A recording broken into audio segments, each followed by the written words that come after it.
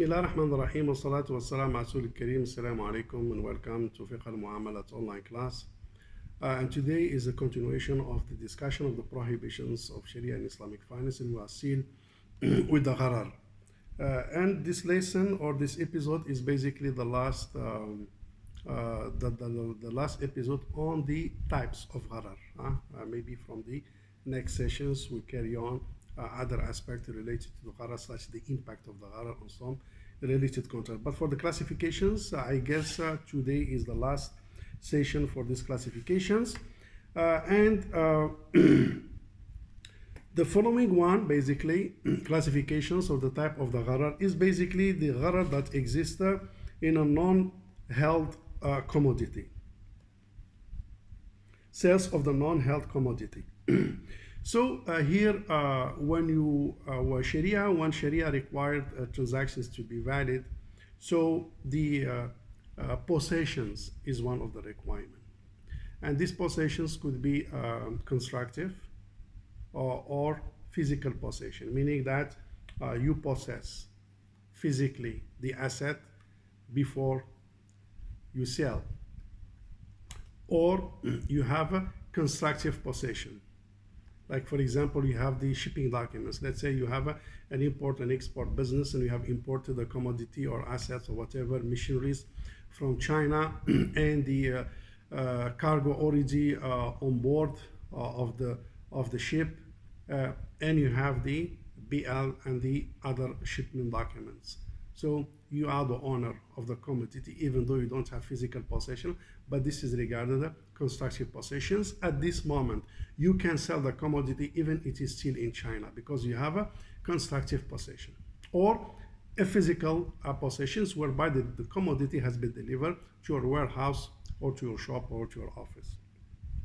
So in case what so-called a sale has been executed in a non-held commodity, you may have an issue here where the Gharar may trigger. Either you have a physical possessions or constructive possession in order to proceed with the next step and sell the commodity. And one of the reasons is that to avoid the mix between the first liability and the second liability. Because before possessions, the liability and the guarantee of the commodity, in case something goes wrong with it, in case of destroy, loss, or any damage happening, it's on the seller. So basically, if you sell before possession, constructive or physically, so basically you assume the liability and you assume the guarantee, which is not the case because it is still under the first seller. So the two guarantee will be mixed up actually. So you will sell the commodity or the asset whereby possessions has not been secure physically or constructively. So you assume. So in case the asset at that particular point is lost, who will be liable? The original seller or you?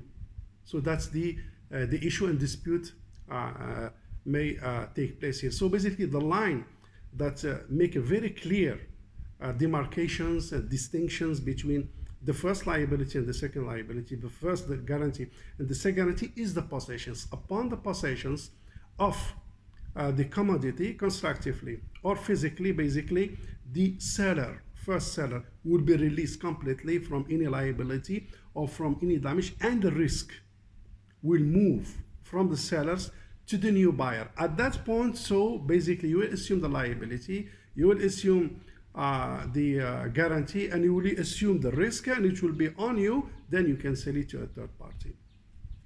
So this is one of the type of Gharar whereby you should have the possessions, physical possessions or constructive possession in order to proceed with the other transactions.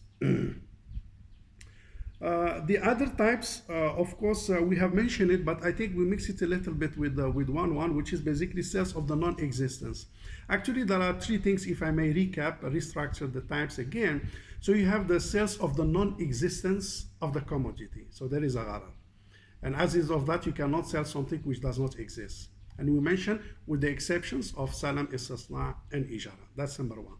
Number two is the sales of the non-possessed commodity. meaning you don't possess the commodity. Here we are talking about the qabd, as we mentioned it just now, which means you should have either constructive or physical possession in order to sell. So the sales of non-held commodity will be regarded as another gharar. The third one is the ownership. Sell something that doesn't belong to you. You don't have ownership over it. So three things basically. The first thing is the ownership. So if you don't have ownership, you could be authorized as an agent and sell it. First one is the ownership of the commodity. Second, the possessions. After you have the ownership, so possession is required. So you have to have the possessions, physical possessions or constructive possession. Then you sell. And third one basically is the non-existence of the asset itself, which may trigger the gharar. And as a result of that, contract may not be valid unless it is salam istisna or ijara. The following one is basically the gharar, which is related to the lack of viewing of the lack of the viewing of the sold commodity, meaning that the commodity sold is not present, is not here, is not here. We call it bay'ul aynul ghaiba, meaning ayn is the asset, ghaiba is not here, somewhere else.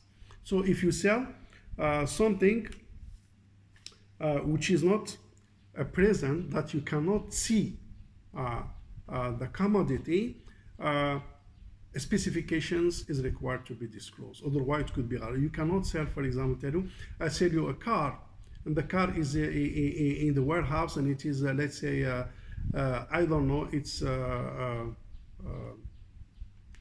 Honda Civic, for example, black, white color, and just overall engineering descriptions. And you don't see that one. That one could trigger a gharar, unless a detailed specification is provided.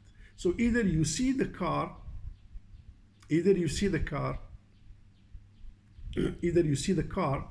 and you make your decision, or the car is not there, so meaning a car is ghaiba, is not here, so details, information should be provided, and it is good to have what's called the khayar shart or khayar al-aib, meaning the options to reject if there is a defect, or the khayar, the options basically of the contract in case you want to change your mind.